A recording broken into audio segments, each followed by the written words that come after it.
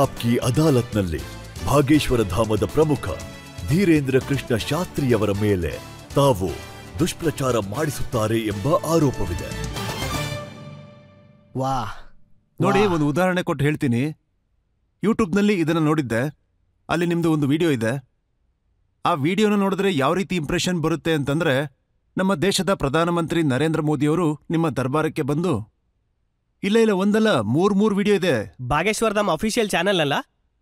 ಇಲ್ಲ, ನಿಮ್ಮ ಕಡೆಯವರು ಇದನ್ನ ಮಾಡಿದ್ದಾರೆ. ನಾನು ತೋರಿಸ್ತೀನಿ, ಹೇಳಿ ನಿಮ್ಮವ್ರದ ಅಲ್ವಾ ಅಂತ. ಭಾಗೇಶ್ವರ್ ಧಾಮ್ ಸರ್ಕಾರಕ್ಕೆ ತಲುಪಿದ್ರು ಪಿಎಂ ಮೋದಿ. ಹಾಗಾದ್ರೆ ಮೋದಿಜಿ ಕೂಡ ಭಾಗೇಶ್ವರ್ ಧಾಮ್ ಸರ್ಕಾರದ ಭಕ್ತರಾಗ್ಬಿಟ್ರ? ಇತ್ತೀಚಿನ ದಿನಗಳಲ್ಲಿ ಭಾಗೇಶ್ವರ್ ಸರ್ಕಾರದ ಬಳಿ ರಾಜಕಾರಣಿಗಳು ತುಂಬಾ ಬಂದು ಹೋಗ್ತಿದ್ದಾರೆ. ಅದರಲ್ಲಿ ಪ್ರಧಾನಮಂತ್ರಿ ಮೋದಿಜಿ ಅವರ ಹೆಸರು ಕೂಡ ಸೇರಿದೆ. ಇವರು ಕೆಲವೇ ದಿನಗಳ ಹಿಂದೆ ಭಾಗೇಶ್ವರ್ ಧಾಮ್ ಸರ್ಕಾರನ ದರ್ಶನ ಪಡೆಯಲು ಹೋಗಿದ್ರು. ಹಾಗೂ ಹೇಳಲಾಗ್ತಿದೆ, ಕೆಲವು ದಿನಗಳ ಹಿಂದೆ ನರೇಂದ್ರ ಮೋದಿಜಿ ಕೂಡ ಭಾಗೇಶ್ವರ್ ಧಾಮ್ ಸರ್ಕಾರಕ್ಕೆ ಅರ್ಜಿ ಸಲ್ಲಿಸಲು ಹೋಗಿದ್ರಂತೆ. ಹಾಗಾದ್ರೆ ಬನ್ನಿ ಕೇಳೋಣ ಸ್ವಯಂ ಪಂಡಿತ್ ಧೀರೇಂದ್ರ ಶಾಸ್ತ್ರಿ ಅವರಿಂದ.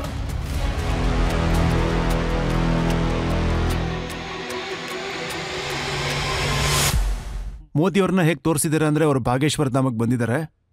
ನನಗೆ ಗೊತ್ತಿರೋದೇನೆಂದ್ರೆ, ಇದು 3 ವಿಡಿಯೋಸ್ ಇದೆ. ಅದರಲ್ಲಿ ಒಂದು ಭಾಗೇಶ್ವರ್ ಧಾಮದ್ದಾಗಿದೆ. ಭಾಗೇಶ್ವರ್ ಧಾಮದ ಅಫಿಷಿಯಲ್ ಚಾನೆಲ್ನಲ್ಲಂತೂ ಖಂಡಿತ ಆಗಿರೋದಕ್ಕೆ ಸಾಧ್ಯನೇ ಇಲ್ಲ. ಈ ರೀತಿ ಆಗಿರೋದೇ ಇಲ್ಲ. ಯಾಕೆ ಅಂದ್ರೆ ಇಂಥ ತಪ್ಪನ್ನ ನಾವ್ ಯಾವತ್ತೂ ಮಾಡಿಲ್ಲ. ಇದು ನಿಜವಾಗ್ಲೂ ತುಂಬಾನೇ ದೊಡ್ಡ ತಪ್ಪು. TRPಗೆ ಅಂತಾನೆ ಕೆಲವರು ದಿನಕ್ಕೊಂದು ಮದ್ವೆ ಮಾಡಿಸ್ತಾ ಇದಾರೆ ನನಗೆ.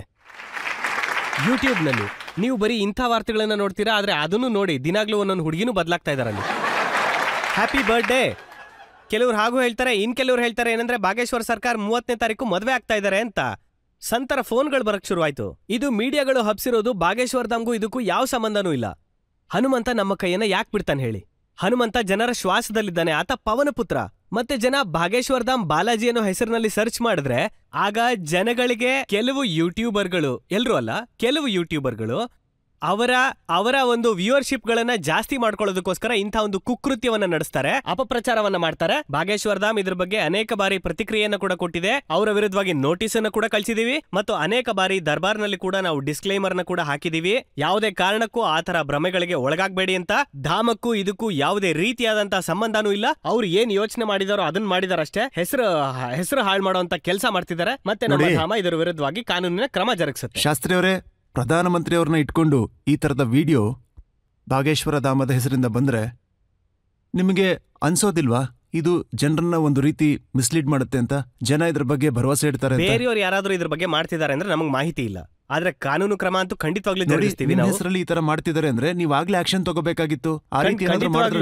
ಬಹಳಷ್ಟು ಸಲ ನೋಟಿಸ್ಗಳನ್ನು ಕಳ್ಸಿದೀವಿ. ಎಷ್ಟೊಂದ್ ಸಲ ಬಹಳಷ್ಟು ಚಾನೆಲ್ಗಳನ್ನ ನಾವು ಬಂದ್ ಮಾಡಿಸಿದೀವಿ. ಒಂದೊಂದ್ಸಲ ನಾವು ಒಂದು ಪಂಥದ ವಿರುದ್ಧವಾಗಿದ್ದೀವಿ ಅಂತ ಹೇಳೋದು, ಆಮೇಲೆ ನಾವು ಯಾರಿಗೋ ಬೆದರಿಕೆ ಹಾಕಿದ್ವಿ ಅಂತ ನಮ್ಮನ್ನ ಜೈಲ್ಗೆ ಹಾಕಿದ್ದಾರೆ ಅನ್ನೋದು, ಮತ್ತೆ ಪೊಲೀಸ್ನವ್ರು ನಮ್ 2 ಕೈಗಳನ್ನ ಹಿಡ್ಕೊಂಡು ಆ ಕಡೆ ನಿಂತಿರೋ ತರ. ಹಾಗಾಗಿ ಈ ಮುಖಾಂತರವಾಗಿ ಅಂದ್ರೆ ಈ ಶೋನ ಮುಖಾಂತರ ನಾನೊಂದು ಪ್ರಾರ್ಥನೆಯನ್ನ ಮಾಡ್ತಾ ಇದ್ದೀನಿ. ನಿಮ್ ಶೋನ ಜನ ನೋಡ್ತಾರೆ.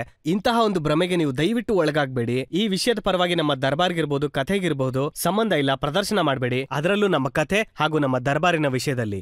ಸೊ ನಿಮ್ಮ ಕಡೆಯಿಂದ ಮೋದಿಯವರ ವಿಡಿಯೋಗಳನ್ನ ತಗೊಂಡು ಏನ್ ಕಾರ್ಯಾಚರಣೆ ಆಯ್ತು? ಇದ್ರ ಬಗ್ಗೆ ಇದು ನಮ್ಗೆ ಇವತ್ತೇ ಗೊತ್ತಾಗಿದ್ದು ಈ ತರದೊಂದು ಮಾಡಿದ್ದಾರೆ ಅಂತ. ಇದಕ್ಕೂ ಮುಂಚೆ ನಮ್ಗೆ ಗೊತ್ತಿದ್ದು ಆ ಜೈಲ್ದೇನೋ ಮಾಡಿದ್ದಾರೆ ಅಂತ. ಈ ವಿಚಾರ ನಮಗೆ ಕರೆಕ್ಟ್ ಆಗಿ ಗೊತ್ತಿರಲಿಲ್ಲ. ಆದ್ರೆ ಆಪ್ಕೆ ಅದಾಲತ್ ಕಾರ್ಯಕ್ರಮ ಮುಗಿಸ್ಕೊಂಡು ತಕ್ಷಣ ಹೋಗ್ತೀವಿ ನಾವು. ಲೀಗಲ್ ಆಗಿ ಯಾವ ಕ್ರಮವನ್ನು ಜರುಗಿಸಬಹುದು ಆ ಕ್ರಮವನ್ನು ಜರುಗಿಸ್ತೀವಿ ನಾವು. ಅದನ್ನ ಬಿಡೋದಿಲ್ಲ. ಇದನ್ನ ಬಿಟ್ಟು ಬಹಳಷ್ಟು ವಿಡಿಯೋಸ್ಗಳಿವೆ. ದೇವೇಂದ್ರ ಫಡ್ನವೀಸ್ ಅವ್ರದಿದೆ, ಮನೋಜ್ ತಿವಾರಿ ಅವ್ರದಿದೆ. ಅಥವಾ ಹೇಗೆ? ಇಲ್ಲ ಅವ್ರು ಬಂದಿದ್ರು. ಏನೇನೋ ಹೇಳ್ಬೇಡಿ.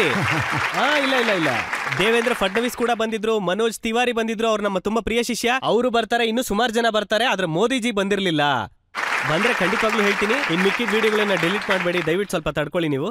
ಆದ್ರೆ ನಿಮ್ಮ 1-2 ಸೆಂಟೆನ್ಸ್ಗಳಿದೆ, ಅದು ಏನ್ ಹೇಳುತ್ತೆ ಅಂದ್ರೆ ಮೋದಿ ಅವರೇ ಬನ್ನಿ ಅಂತ. ಅದು ನಾವು ಲಂಡನ್ ನಲ್ಲಿ ದರ್ಬಾರ್ನಲ್ಲಿ ಇದ್ವಿ. ಆಗ ನಾನು ಹೇಳಿದ ಮಾತನ್ನ ಎಲ್ಲೋ ಜೋಡಿಸಿದಾರೆ ಅಷ್ಟೇ. ಪೂರ್ತಿ ವಿಷಯ ಕರೆಕ್ಟ್ ಆಗಿ ಗೊತ್ತಿಲ್ಲ ನಂಗೂನು. ನೋಡ್ತೀನಿ ಅದನ್ನ. ಮೋದಿಜಿ ನಾವು ಲಂಡನ್ ನಲ್ಲಿ ರಾಮ್ ಕಥೆಯನ್ನ ಹೇಳ್ತಾ ಇದ್ವಿ. ಆಗ ರಾಮ ಮಂದಿರ ಇರ್ಬೋದು, ಸನಾತನ ಮಂದಿರದ ಪ್ರಮುಖ ವ್ಯಕ್ತಿ ಅಂದ್ರೆ ಅದು ಮೋದಿಜಿನೇ. ಅವರು ಕೂಡ ಗುಜರಾತಿನೇ. ಅವರು ಕೂಡ ದರ್ಬಾರ್ನಲ್ಲಿ ಕೂತಿದ್ರು. ಮತ್ತೆ ಯಾವುದೋ ಒಂದು ವ್ಯವಸ್ಥೆಯ ವಿಚಾರವಾಗಿ ಅವ್ರಿಗೆ ಏನೋ ಒಂದು ವಿಷಯ ಇತ್ತು. ಜನ ಅದನ್ನ ಕಟ್ ಮಾಡಿ ತಗೊಂಡು ಬೇರೆ ಕಡೆಗೆ ಹಾಕೊಂಡಿರ್ಬೋದು. ಅಂದ್ರೆ ನನಗೆ ಅನ್ನಿಸ್ತಾ ಇರೋದು ಇದು ಕೂಡ ತಪ್ಪು ಕೆಲ್ಸಾನೇ. ಇದು ಕೂಡ ಒಂದು ಅಪರಾಧನೇ. ಅದು ಸಹಮತ ಇಲ್ದೇನೆ ಅಫಿಷಿಯಲಿ ಅಥವಾ ಲೀಗಲಿ ನೀವು ಎಲ್ಲೂ ಆ ವಿಡಿಯೋಗಳನ್ನ ಹಾಕೋ ಹಾಗೆ ಇಲ್ಲ ಅಂತ ಆ ರೀತಿ ಒಂದು ಕಾನೂನು ಕೂಡ ಇದೆ ಅಂತ ನಾನು ಕೇಳ್ಪಟ್ಟಿದ್ದೀನಿ. ಇದೆ. ಇದು ಕೂಡ ತಪ್ಪೆ. ನಾನು ಹೇಳ್ತೀನಿ ನೋಡಿ ಶಾಸ್ತ್ರಿ ಅವರೇ, ನಾನು ಪತ್ರಿಕೋದ್ಯಮದಲ್ಲಿ 40 ವರ್ಷಗಳು ಕಳೆದಿದ್ದೀನಿ. ಈ ಥರ ತುಂಬ ವಿಷಯಗಳನ್ನ ನೋಡಿದ್ದೀನಿ. ಚಂದ್ರ ಅವರ ವಿಷಯದಲ್ಲೂ ಈ ರೀತಿನೇ ಆಗಿತ್ತು. ಅವ್ರದ್ದು ನರಸಿಂಹರಾವ್ ಜೊತೆ ಒಂದು ಫೋಟೋ ಇದೆ, ರಾಜೀವ್ ಗಾಂಧಿ ಜೊತೆ ಒಂದು ಫೋಟೋ ಇದೆ, ಜಾನ್ ಮೆಕೆಂದ್ರೋ ಜೊತೆ ಒಂದು ಫೋಟೋ ಇದೆ, ಲಿಸ್ ಟೇಲರ್ ಜೊತೆ ಒಂದು. ಇವರು ಅಂತಾರಾಷ್ಟ್ರೀಯ ಮಟ್ಟದಲ್ಲಿ ಹೆಸರು ಮಾಡಿರುವಂಥವ್ರು. ಅವರು ಈ ಫೋಟೋಗಳನ್ನ ತೋರಿಸ್ಕೊಂಡು ತಮ್ಮ ಅಂಗಡಿನ ನಡೆಸ್ತಾ ಇದ್ರು. ಆ ಸಮಯದಲ್ಲಿ ದೊಡ್ಡ ದೊಡ್ಡ ಲೀಡರ್ಸ್ ಅಂತ ಏನಿದ್ರು ಅವರು ಇವ್ರನ್ನ ಗುರುತಿಡಿದ್ರು. ಬ್ರುನೋಯ್ನ ಸುಲ್ತಾನ್ ಇದೇ ಕಾರಣದಿಂದ ಅವರ ಶಿಷ್ಯ ಆಗೋದ್ರು. ಆಫ್ರಿಕನ್ ದೇಶದ ಪ್ರೆಸಿಡೆಂಟ್ ಆಗಿದ್ದವರು ಮೊಬುಟು, ಅವರು ಕೂಡ ಇವರಿಗೆ ಶಿಷ್ಯರಾಗೋದ್ರು. ನಮ್ಮ ಭಾವನೆಯಲ್ಲಿ ಯಾರೂ ದೊಡ್ಡವರಲ್ಲ, ಎಲ್ರೂ ಒಂದೇನೆ. ನಮಗೆ ಅಂಥ ಭಾವನೆ ಇಲ್ಲ. ನಾವೊಂದು ಫೋಟೋ ತೋರಿಸಿ ಜನರನ್ನ ಕರಿಬೇಕು ಅನ್ನೋ ಸ್ಥಿತಿನೂ ಇಲ್ಲ. ನೋಡಿ, ನೀವು ನಿಮ್ಮ ಮೀಡಿಯಾಗಳನ್ನು ಉಪಯೋಗಿಸ್ಕೊಂಡು ಪ್ರಚಾರ ಮಾಡಬಹುದು. ಆದರೆ ತಾಕತ್ತಿಲ್ಲ ಅಂತಂದ್ರೆ, ಸತ್ಯ ಇಲ್ಲ ಅಂತಂದ್ರೆ, ಒಂದ್ಸಲಿ ಬಂದಂಥ ವ್ಯಕ್ತಿ ಇನ್ನೊಂದ್ಸಲಿಗೆ ಯಾವತ್ತಿಗೂ ವಾಪಸ್ ಬರೋದಿಲ್ಲ. ಆಗ ನಿಮಗೂ ಬೈತಾನೆ, ನನಗೂ ಬೈತಾನೆ. ಇದೊಂದು ಮಾಧ್ಯಮವಾಗ್ಬೇಕು, ಸಾಧನವಾಗ್ಬೇಕು, ಸಾಧನೆ ಆಗ್ಬಾರ್ದು. ನಮ್ಗಂತೂ ಆ ರೀತಿ ಭಾವನೆ ಇಲ್ಲ. ಯಾಕೆಂದ್ರೆ ನಮ್ಮತ್ರ ಏನಿದೆಯೋ ಅದು ತೆರೆದ ಪುಸ್ತಕದಂತೆ, ಮೇಲಿಂದ ಕೆಳಗಿನವರೆಗೂ. ಮತ್ತೆ ನಾವ್ ಹೇಳ್ತೀವಿ ನಿಮ್ಗದು ಗೊತ್ತಿಲ್ದೇ ಇರೋದೇ ವಾಸಿ. ಅಕಸ್ಮಾತ್ ಗೊತ್ತಾದ್ರೂ ಕೂಡ ನಿಮ್ಮ ಕಣ್ಣು, ನಿಮ್ಮ ದೃಷ್ಟಿ, ಅದು ನಿಮ್ಮಿಷ್ಟ. ನಾವಿಷ್ಟನ್ನು ಮಾತ್ರ ಹೇಳೋದಕ್ಕೆ ಇಷ್ಟಪಡ್ತೀವಿ. ನಮ್ಮ ಪರಮಾತ್ಮ ಬಂದು ಹನುಮಂತ ದೇವರು, ಅಷ್ಟೇ ಸಾಕು. ಹನುಮಂತನಿಂದ ಏನ್ ಬಯಸ್ತೀರ ನೀವು? ಸನಾತನ ಧರ್ಮ, ಹಿಂದೂ ರಾಷ್ಟ್ರ. ಇನ್ನೂ ಕೇಳಿದ್ದು ನಮ್ಗೆ ಪೂರ್ತಿ ಆಗ್ಲಿಲ್ಲ ಅಂದ್ರೆ, ಅಕಸ್ಮಾತಾಗಿ ನೀವ್ ಹೇಳ್ದಾಗೆ ಹಿಂದೂ ರಾಷ್ಟ್ರ ಆಗೋಯ್ತು ಅಂತಂದ್ರೆ, ಆಗ ನಾವು ಅಖಂಡ ಭಾರತವನ್ನ ಕೇಳ್ತೀವಿ. ಸರಿ, ವಾಸ್ತವವಾಗಿ ನಿಮಗೆ ಭರವಸೆ ಇದ್ರೆ ಬಜರಂಗಬಲಿ ಇಂಥ ಒಂದು ಇಚ್ಛೆಗಳನ್ನ ಪೂರ್ಣಗೊಳಿಸ್ತಾನೆ ಅಂತ? ಖಂಡಿತ ಮಾಡ್ತಾರೆ. ಮಾಡ್ತಾರೆ. ನಮ್ ಕೈಲಿ ಮಾಡ್ತಾರೆ ಅಂತ ಭರವಸೆ ಇದೆಯಲ್ಲ. ಸೊ ಅವ್ರಿಗೆ ಸ್ವಲ್ಪ ಅರ್ಥ ಆಗೋ ಹೇಳಿ, ಪುಟಿನ್ ಯುಕ್ರೇನ್ ಇಂದ ತಮ್ಮ ಸೈನ್ಯನ ವಾಪಸ್ ತಗೊಳ್ಳೋದಕ್ಕೆ ಮುಂದುವರಿಸಿ.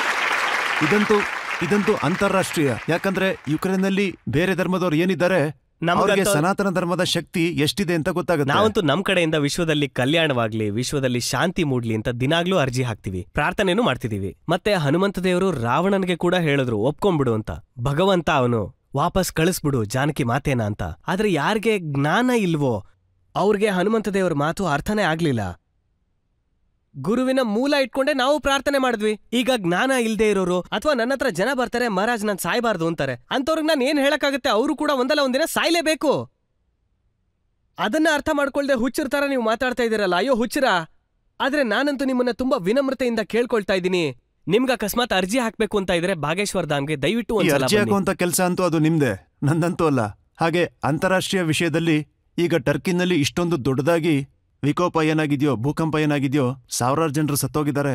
ಸೊ ನೀವು ಅರ್ಜಿ ಹಾಕ್ಲೇಬೇಕಾಗತ್ತಲ್ವಾ? ಖಂಡಿತ. ನಾವಂತೂ ಪ್ರಾರ್ಥನೆ ಮಾಡಿದ್ವಲ್ಲ.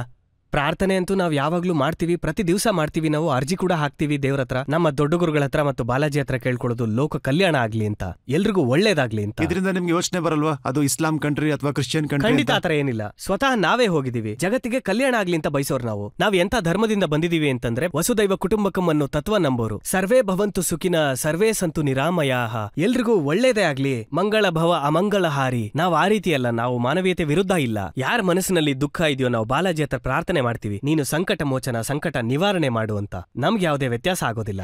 ಈಗ ಒಳ್ಳೆ ಮಾತು ಹೇಳಿದ್ರೆ